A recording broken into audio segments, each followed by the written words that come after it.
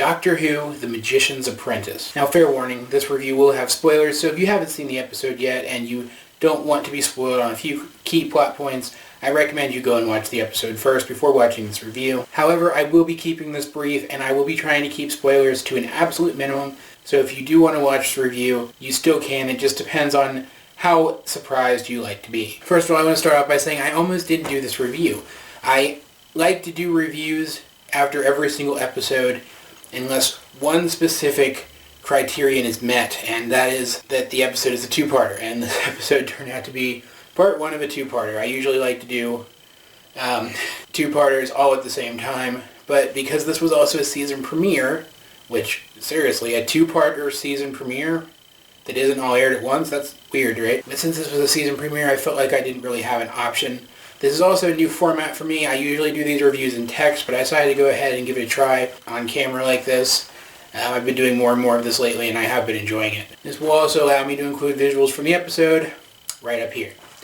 Anyway, yeah, this episode. I enjoyed it. I'll get that out of the way right away. I enjoyed it a lot. I thought it was significantly better than a lot of the season or series 8 episodes, depending on how you want to phrase that. I thought Capaldi here was absolutely great as the Doctor. He really felt like the Doctor again. He felt kind of like 11, mixed a little bit with 10, which was a little interesting. You had him acting silly, but also contemplative and really self-aware. Because the Doctor is being hunted. He's being chased down by this creature with this weird, layered face, and it scares a lot of people, and it apparently has these weird powers. And while he is evading the creature, he overhears what it wants from him. And it harkens back to the opening of the episode where the Doctor encounters a child trapped within these hand mines, which are literally hands that come out of the ground with these nasty eyes on them, like real organic eyes.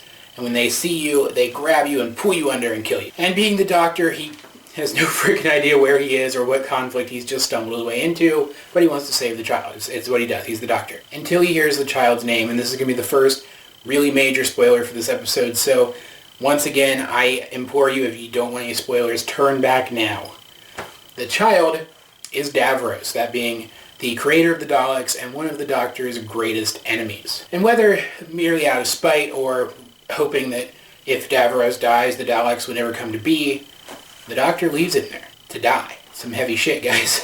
In fact, he leaves the sonic screwdriver there. He tossed it to the kid as a means of projecting his voice to him so that they could communicate, and then he leaves it there. He doesn't have a sonic screwdriver anymore. And that's what the self-awareness comes from. The Doctor is ashamed of his actions.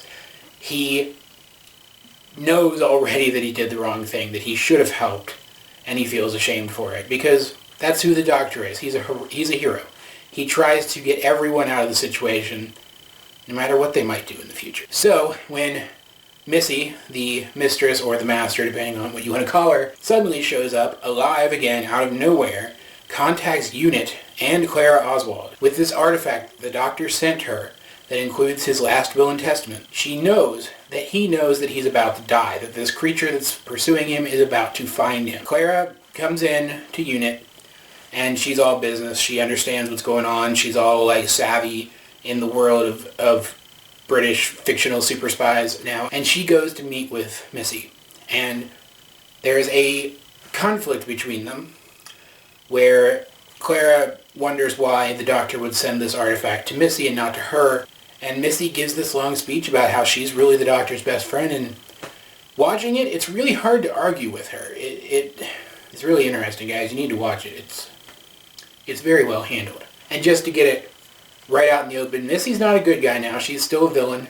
She does some villainous things. In fact, she really reminds me of the Ninth Doctor here with her weird aloofness that can switch to this serious, almost over-serious anger all of a sudden out of nowhere. It's really interesting. She really felt like the Doctor here, which I thought was really interesting. It created a really interesting parallel between the characters, that she reminded me of the Doctor so much in her scenes. But before we go any further, I do want to talk about the scenes at Unit with Clara. I didn't really like them very much.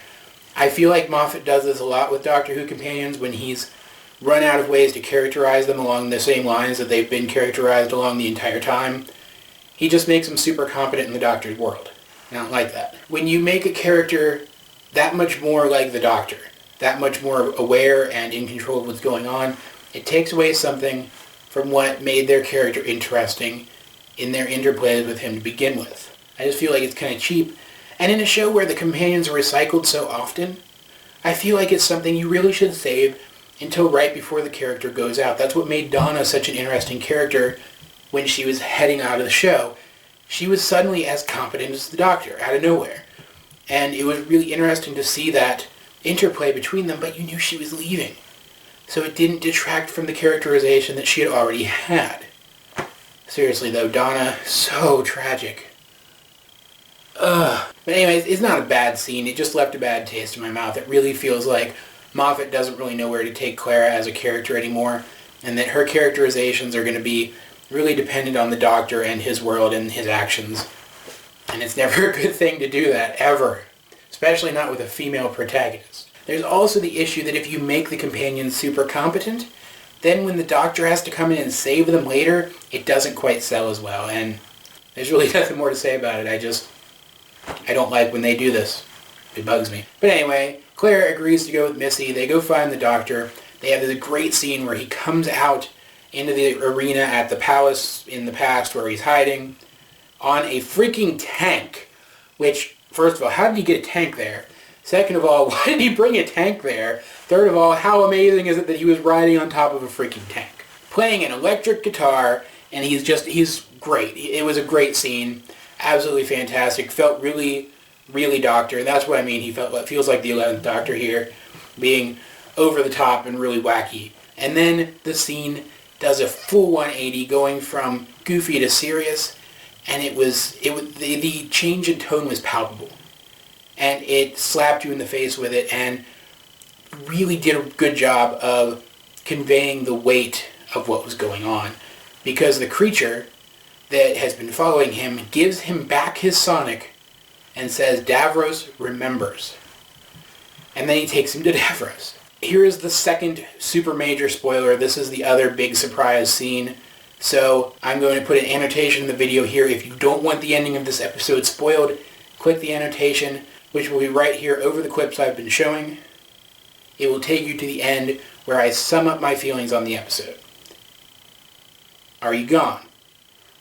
Okay, everybody else here is cool. I can talk to you people. I've been saying something about Doctor Who for a few years now. That the Daleks are overdone. They've lost their fear factor. They aren't interesting villains anymore when they're done the same way over and over again. And while Moffat is pretty good at doing really creative Dalek stories, they still have started to feel stale. Here we have a Dalek story that wasn't stale.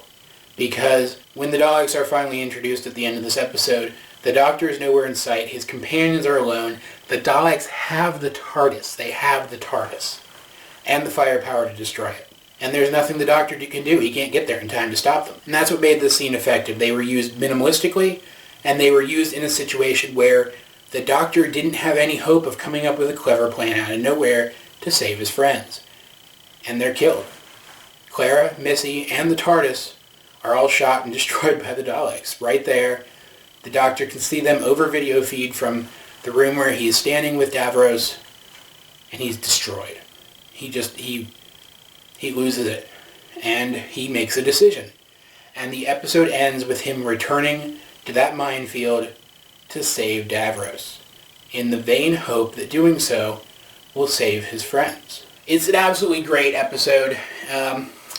Once again, I was a little surprised that it was part one of a two-parter. I did not know that was coming. I do try to separate myself from any talk about the episodes so that I am as surprised as possible by what happens. Even though it was part one of a two-parter, it still told a fairly self-contained story about the Doctor dealing with the shame of something that he had done.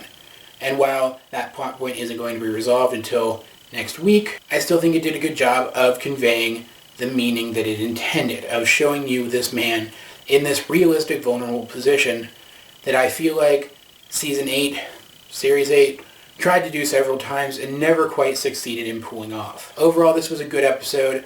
I rank it as above average on my grading scale, which I'll put on here eventually, but if you really want to know what it is, go ahead and check my blog. Link in the description down below. Let's just say for a show that I consider above average anyway, an above average episode is pretty exceptional. But guys, that's how I felt about The Magician's Apprentice, the season series 9 premiere of Doctor Who. What did you think about it if you've seen it?